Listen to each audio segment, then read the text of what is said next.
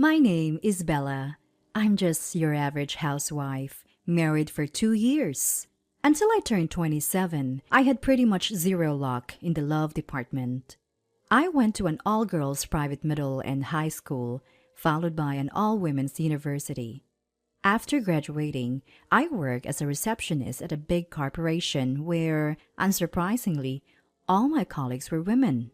In my social circle, it was the norm for people to get invited to parties by business executives, but not for me. I never attended such gatherings. The reason was simple. Whenever I talked to men, I became so nervous that I couldn't even speak. I often received compliments on my appearance and got invited out a few times. I had dinner with some kind-hearted guys, but in the end, they'd say, "You're pretty, but there's not much else to you." Then it happened. My destiny knocked on the door.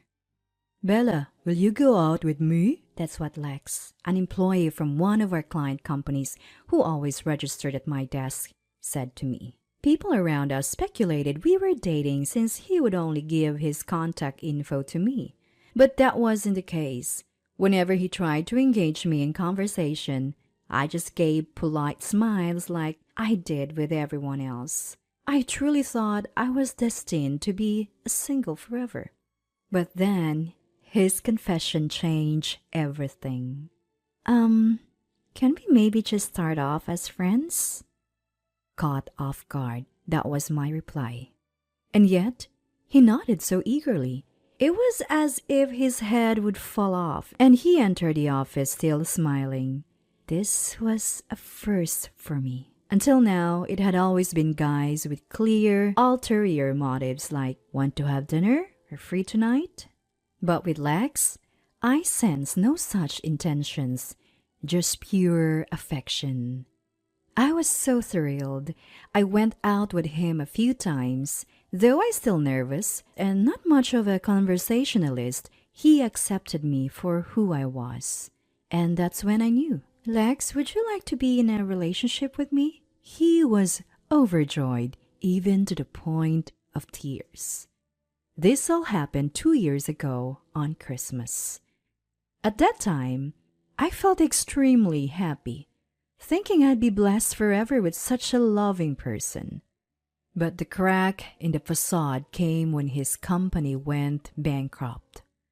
2 years later, I am now 29. "Lex, you should probably wake up now." I called to my still sleeping husband, put on my shoes, and leave the house. Right now, I'm the only one bringing in money for our household.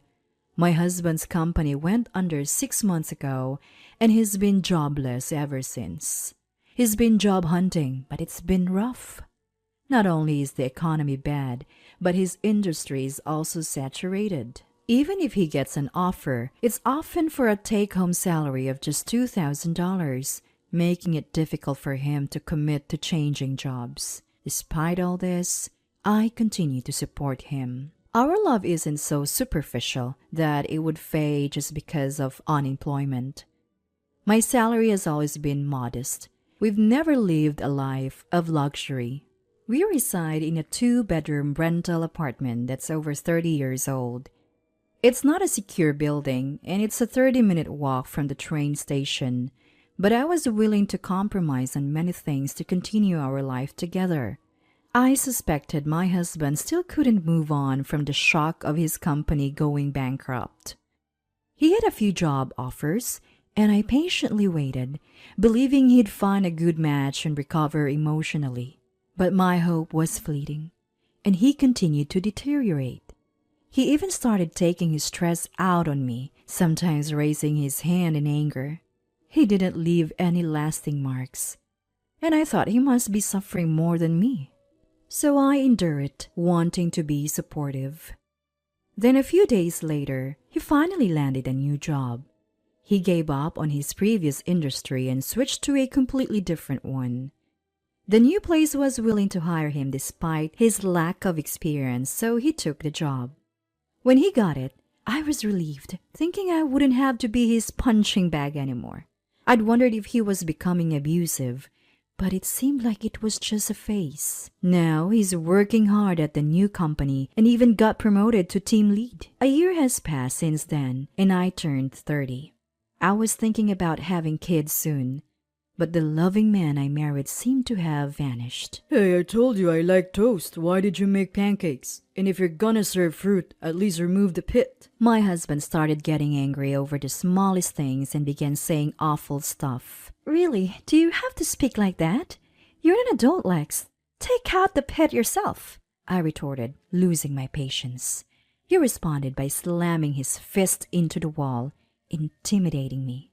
I'm not confrontational, but I know instinctively that his behavior is emotional abuse. Lately, I've been careful not to provoke him, but we've been fighting a lot, and I'm emotionally drained. The breaking point for me was when he took it out on me. The pressure of his new job seemed to be the root cause. He got promoted to team leader shortly after proving his worth. Not everyone's telling him he's on the fast track to becoming a department head. Unable to bear this new pressure, he started lashing out at me, the easier target. Actually, I quit my job when I turned 30 to become a housewife. I'd always planned to leave my receptionist job in my 30s to pursue something I truly wanted to do. My husband knew this, so I retired as planned at 30. But it seems he doesn't like it. In this day and age, women need to work too. I can't support both of us on my salary alone, you know? Do you even appreciate who's providing for you? He complains while eating, then grabs his bag and leaves for work. When he was jobless, I was the one supporting him. So why am I the one being blamed now? That was when I began to feel distant from him emotionally. One day, I returned home to find unfamiliar shoes at the door. To my surprise, my mother-in-law was lounging in the living room.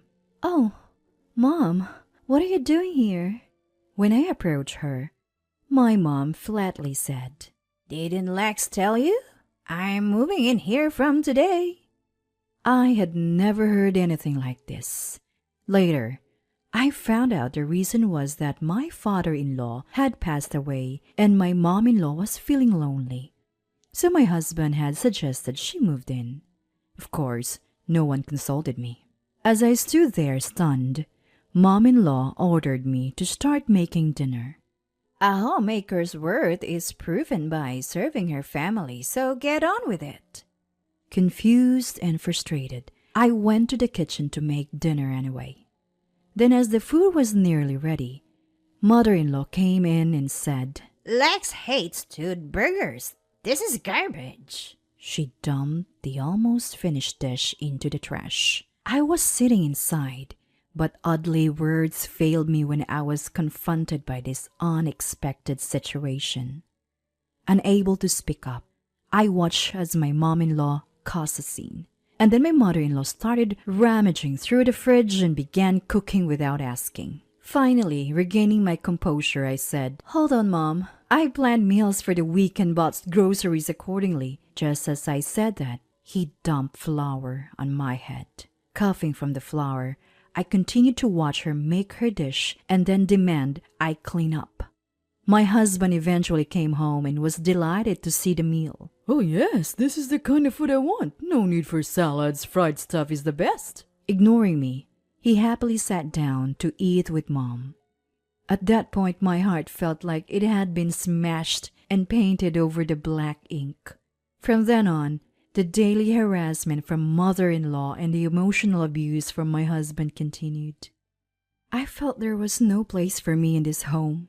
And even though my husband has pressed for intimacy, under the circumstances, I naturally couldn't accept. I had been avoiding getting pregnant, even though I'm already 30, because I don't want a child with this abusive man. Then finally, the last straw broke. My mom-in-law said she was feeling unwell and asked me to drive her to the hospital. I didn't want to spend time with her, but I couldn't just leave her unwell. So I begrudgingly drove her to the hospital. But when I went to pick her up, a social worker called me into a separate room. "You must be having a tough time doing all the housework and childcare alone, but taking it out on your husband and mother-in-law isn't good," she said. Apparently, mother-in-law had been claiming that I caused her bruises from a fall. Worse, she'd been going to the hospital multiple times and had consulted about me every time. It seems she had chosen today to deliver the final blow. The social worker, not knowing the whole story, just blamed me. You should take better care of children and the elderly. All the while, our family doesn't even have kids. I reached my limit when I was told I might need psychiatric help. I'll sue you for violating my rights. I'm the one being abused here, not the other way around. I showed evidence for my husband's abuses and the burn marks caused deliberately by mom-in-law. The social worker said she'd need to confirm this with mom-in-law, but I refused and left the hospital on my own. Soon after, my mom-in-law and husband returned home. Apparently, mom-in-law told my husband that I'd been mean to her. Shaking, my husband said, You're parasite leaving of me. How dare you abandon my mother? I don't know what kind of story my mom-in-law spun for you, but judging by her fake tears, she lied again. I was tired of correcting her, so I walked out of the house ignoring both of them. That day, I didn't return home and spent the night in a business hotel. Thankfully, I had my wallet and cell phone, and I could easily buy a charger. I decided not to go back home for a while and ignore both of them. But one day I was walking near the house and ran into a woman in her 50s living across from our apartment. Was getting worried. Haven't seen you around. Also heard from your mom that you and your husband are going on vacation for a week or so. Hearing that, I couldn't help but let out a dry laugh. But then I thought, if not now, when? I immediately contacted a moving company and asked them to help me move out as soon as possible, even if it was a bit more expensive. Luckily, I didn't have much stuff, and the movers arranged to send everything to my parents' house in just 3 days. Let's see how my clueless husband and his mother, who have no idea how much I've contributed to our home, react. They belittle me without knowing anything, and I won't forgive them. I muttered as I faced our empty house, and then I went back to my parents' home. A few days later, my husband called me. Hey, Bella, where are you? Your room is empty. My husband, catching wind of the situation, kept demanding to know where I was. None of your business, I told him. By the way, I've already filed out the divorce papers since you've threatened divorce before. Just sign and submit them. I hung up the phone and blocked his number. And so a peaceful life began. I woke up, did yoga, prepared breakfast, and sat down at the table with my parents. Lunch with mom and dinner as a family again. I felt so normal, yet it was a comfort and happiness I hadn't felt in a long time. My parents were surprised when they received my things but welcomed me warmly. Things took a turn when my husband found out I was at my parents' and waited for me nearby. I tried to run when I saw him, but he caught up and grabbed my arm. Bella, let's go home. The house is a mess without you. His grip tightened, and I yelled, Help me! A high school boy in his sports uniform happened to be passing by and came to my aid, and a nearby businessman called the police. With the police there, my husband retreated quietly. But as expected, my raging mother-in-law stormed into my parents' house. How dare you humiliate my son in public? What a disgrace you and your family are! Finally, I held my father back from confronting them and said. Meanwhile, my mother-in-law was outside our place, screaming threats and even mentioning defamation lawsuits. My dad was about to lose it and confront her, but I held him back. It's okay, I'm ready to settle this. I called my husband, who noticed the incoming call while next to mother-in-law and boldly said, I know you're cheating, and I have evidence. I'm going to sue you for abuse and get a settlement when we divorce. Hearing this, my husband began to panic. In truth, I had hired a detective to gather evidence after hearing rumors about him going to a hotel with a co-worker. So I had ample evidence of his infidelity. I had even visited a hospital and secured a medical certificate just in case they tried something. I had also recorded conversations to have evidence if needed. I planned to confront my husband and his mother once I felt emotionally ready, but I won't be quiet when they insult my parents. I know my mother-in-law has been taking money from my wallet. Also, ever since I left, I heard the house is in horrible state, even smelling bad. You're getting complaints from the neighbors, aren't you? Hearing this, my husband was at a loss for words. I got this information from a neighbor who told me my husband and his mother were out of town. Apparently, they've been failing at basic chores like sorting the trash, and the house has turned into a dump. Also, I heard there are complaints with the property management about the loud arguments they have daily. So maybe now my husband realizes how much I contributed to our household and wants me to come back. But it's too late. I'm not coming back. Live happily ever after with your beloved mom. After saying this, I hung up the phone. Shortly after, my mom-in-law tried to kick down my front door. I called the police and they were both arrested. I later learned from my neighbor that they hadn't addressed any of the complaints through the management company. Eventually, the drama got so bad that it emptied out the entire apartment complex. The management finally took legal action against both of them, ignoring complaints, not paying rent, and disrupting business. They faced a lawsuit seeking damages. In the end, they were ordered by the court to vacate and pay damages. Now, they're blacklisted in the real estate market, unable to rent anywhere. Turns out, the reason for the unpaid rent was my husband making a costly mistake at work, leading to a pay cut. Unable to find another place in the area, he quit his job and moved far away.